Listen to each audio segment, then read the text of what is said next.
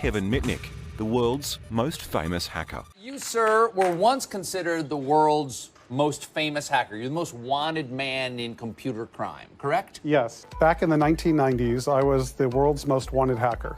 So I was being chased by the FBI, the US Marshal Service. I became involved in hacking for the intellectual curiosity.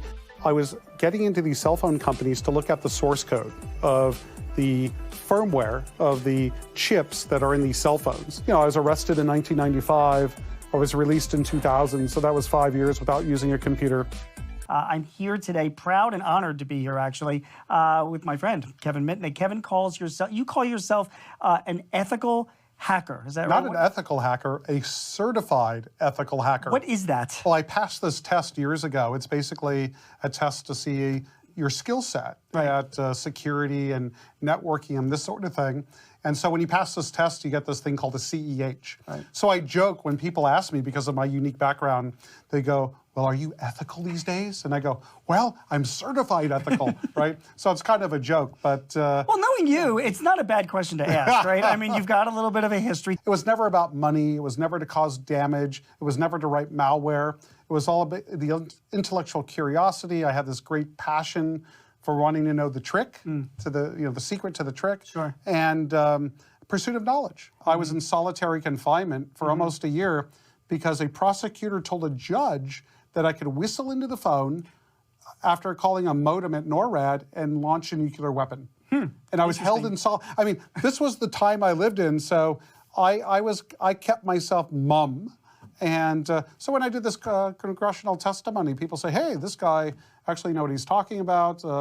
And that's when I kind of almost, during that time, launched my speaking career. Some of our attendees in there who just got hacked by Kevin Mitnick, the world's most famous hacker. Kevin Mitnick's keynote was fantastic, a little scary. A lot of exploits that are out there that you may not be aware of. I was impressed. I'm still really concerned about the bad USB exploits. Here we have what looks like an ordinary lightning cable, but you know what? This is actually a malicious cable that could inject keystrokes onto your computer, download malware, and infect it. So, how would a bad guy get this cable into your organization? Well, they could do it physically. How many people have cables that are plugged in around their desk, in their drawers? What about an attacker that would buy a company employee a Pixel 3 phone that's coming out next week and actually shrink wrap the cable inside the box? And this sort of thing. There are many different ways a bad guy can get the cable inside the organization. So what happens when you plug in a malicious cable into your computer? Well, let me show you what happens. So what we're going to do is we're going to take this cable, we're going to plug it into this Windows 10 laptop. And this Windows 10 laptop has the latest release of McAfee antivirus. Its security patches have just been applied today. So this is typically what you would see in an organization. Over here, we have the attacker computer. You see this big white screen? When this computer becomes infected, we're going to see a connection from the malware over here. Now, does this cable actually work? Of course. If we take my iPhone and we plug it in, it actually charges the iPhone. Over here on the Windows 10 laptop, we see that iPhone has popped up. So let me show you how this works.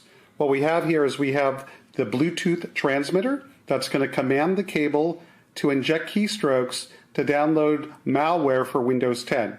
So here we go.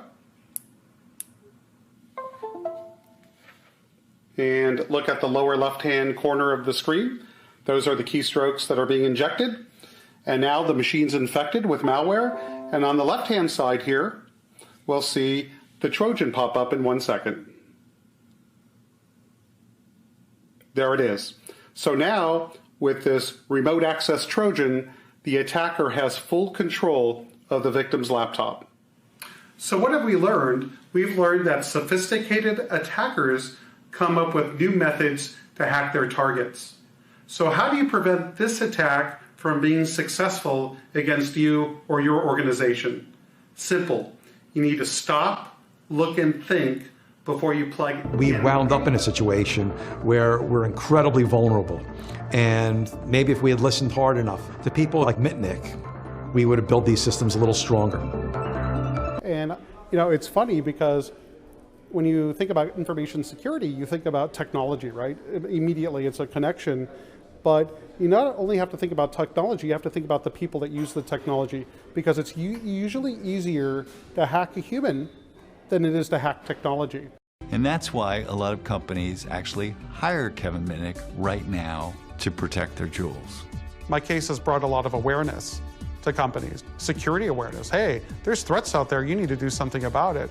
And what I get to do today is companies use me to test their security, teach them how to remediate those problems so a real bad guy cannot exploit them. So I still get to play the game, but it's with authorization and I earn a living from it. So how cool is that?